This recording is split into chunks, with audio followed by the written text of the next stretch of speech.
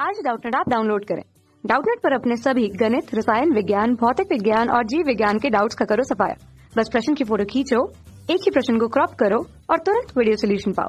अभी डाउनलोड करें। नमस्कार दोस्तों, स्वागत करता हूं आप सभी का। आपका प्रश्न है 1.00 ग्राम द्रव्यमान वाले NaCl के घनी आदर्श क्रिस्टल में कितनी इकाई सेल उपस्थित होती हैं। ठीक है, यहाँ पर हमें परमाणु द्रव्यमान दिया हुआ है, सोडियम का 23 तथा क्लोरीन का 35.5। ठीक है, तो यहाँ पर हमें 4 विकल्प दिए हैं उत्तर के लिए। पहला विकल्प कह रहा है 2.57 × 10⁻21, दूसरा विकल्प कह रहा है 5.14 × 10⁻21, तीसरा विकल्प कह रहा है 1.28 × 10⁻21 तथा चौथा विकल्प कह रहा है 1.71 × 10⁻21। ठीक है ना, तो आइए हम अपने प्रश्न को हल करते हैं तथा इसके उत्तर को निकालते हुए अपने सही विकल्प का चुनाव करते हैं। ठीक है, तो जैसे कि यहाँ पर हमें पहले कह रहा है कि NaCl की, ठीक है ना, 1 ग्राम द्रव्यमान वाले NaCl की घनी क्रिस्टल में, ठीक है ना, तो चूंकि हम जानते हैं जो NaCl का क्रिस्टल है वह कैसा होता है, FCC। ठीक है ना, तो NaCl का क्रिस्टल कौन सी संरचना बनाता है हमारा, FCC, यानी फलक केंद्रित घनी संरचना को बनाता है। फलक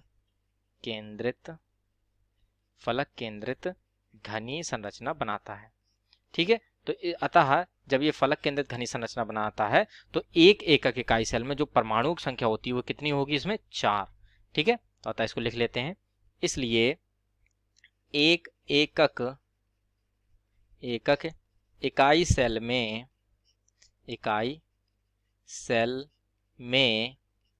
Na+Cl- परमाणुओं की संख्या, ठीक है ना, परमाणुओं की संख्या बराबर हमारे कितनी होती है, 4। ठीक है, क्योंकि ये FCC संरचना बनाता है और FCC में जो है परमाणु प्रति इकाई सेल जो होते हैं वे 4 होते हैं। ठीक है, तो अतः एक एकक इकाई सेल में जो Na+ और Cl- जो होते हैं, ठीक है ना, इन परमाणु की जो संख्या होगी कितनी होगी, वह हमारी 4 होगी। ठीक है, ये तो हो रहा कि एक एकक इकाई सेल में इतने परमाणु हैं, 4। ठीक है, अब हमसे पूछ रहे हैं यहाँ पर 1 ग्राम। तो जैसे कि हम जानते हैं कि जो हमारा 1 मोल NaCl का जो द्रव्यमान होता है, ठीक है, या हम कहें 1 मोल NaCl का अणु भार बराबर हमारा कितना होगा, ये हमारा होगा, चूंकि एक सोडियम है तो सोडियम का भार हमें दिया 23 प्लस क्लोरीन का एक भार दिया है, एक परमाणु यहाँ पर, उसका भार हमें दिया 35.5। ठीक है, तो इस प्रकार से इसका जब भार निकालेंगे तो हमारा आएगा 58.5।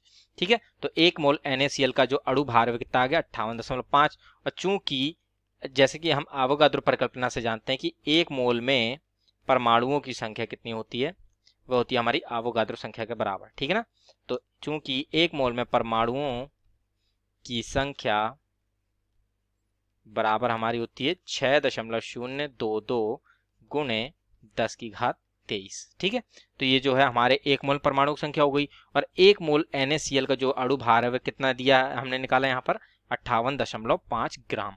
ठीक है, ये हमारे ग्राम में इसका भार है।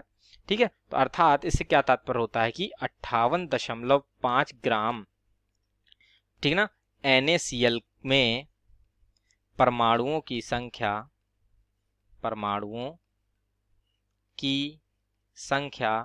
कितनी होगी, वह हमारी अवोगाद्रो संख्या के बराबर होगी, अर्थात 6.022 × 10⁻23 के बराबर होगी। ठीक है, अब जैसे कि हमसे यहाँ पर पूछ रहा था 1 ग्राम, तो 1 ग्राम के लिए निकाल लेते हैं। तो 1 ग्राम NaCl में जो परमाणुओं की संख्या है, पहले हम ये निकाल लेते हैं। ठीक है ना, तो परमाणुओं की संख्या ये हमारी कितनी आ जाएगी, 6.022 × 10⁻23, और ये भाग में चला जाएगा, ये आ जाएगा हमारा 58.5। ठीक है, तो ये जब 58.5 आ गया तो जब हम इसको भाग करते हैं तो इसमें परमाणुओं की संख्या जो है 1 ग्राम NaCl में आ जाती है हमारी 1.03 × 10⁻22। ठीक है, अर्थात 1 ग्राम में जो हमारे परमाणुओं की संख्या है वो कितनी है, 1.03 × 10⁻22। अब हमसे इसमें पूछ रहा था कि कितनी इकाई सेल हैं, तो चूंकि हमने देखा था कि एक एकक इकाई सेल में जो परमाणु हैं वे 4 हैं। ठीक है, अर्थात अब यहाँ पर जो हम 1 ग्राम में जो एकक इकाई सेल निकालेंगे, ठीक है, तो ये इतने परमाणु हैं ये हमारे 1 ग्राम में। ठीक है, और एक एकक इकाई सेल में 4 परमाणु होते हैं, अर्थात इसको जब हम 4 से भाग कर देंगे तो हमें जितनी जो हमें एकक इकाई सेल प्राप्त हो जाएंगे। ठीक है, तो इसको यहाँ पर हम लिख लेते हैं 1 ग्राम इसलिए 1 ग्राम NaCl में एकक इकाई सेल बराबर इकाई सेलों की संख्या, ठीक है ना, एकक इकाई सेलों की संख्या बराबर हमारी आ जाएगी 1 ग्राम में जो परमाणु संख्या कुल थी, ठीक है, और एक इकाई सेल में जो परमाणु संख्या थी उससे उसको भाग कर देंगे। तो एक इकाई सेल में जो परमाणु हैं वो हमारे होते हैं 4। तो जब इसको 4 से भाग करते हैं तो हमारे इसका माना जाता है 2.575 गुणे 10⁻21, ठीक है।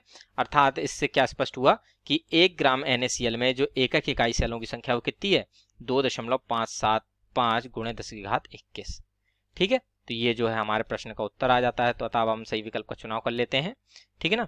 तो जैसे कि अब हम देखें कि विकल्प नंबर जो हमें 1 दिया है, जिसमें हमें दिया है 2.57 गुणे 10⁻21, यही हमारे प्रश्न के उत्तर से मिलता है। जैसे कि यहाँ पर हमने निकाला है 2.575 गुणे 10⁻21, ठीक है। तो अतः ये विकल्प नंबर 1 हमारे प्रश्न का सही उत्तर होगा, ठीक है। तो इस प्रकार से हमारे प्रश्न का उत्तर पूर्ण होता है। आशा करता हूँ आप सभी को उत्तर समझ में आया होगा। धन्यवाद। कक्षा 6वीं से 12वीं से लेकर नीट, IIT, JEE वो एडवांस के लेवल तक 1 करोड़ से ज्यादा छात्रों का भरोसा। आज ही डाउनलोड करें डाउटनेट ऐप या व्हाट्सएप करें अपने सारे डाउट्स 8400 400 400 पर।